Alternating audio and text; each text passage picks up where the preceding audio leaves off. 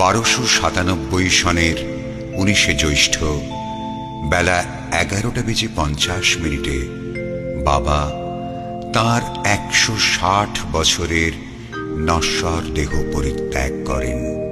বাবা বলেছেন, আমার তো মৃত্যু নেই, আমি ঠিক তোদের মাঝেই থাকব।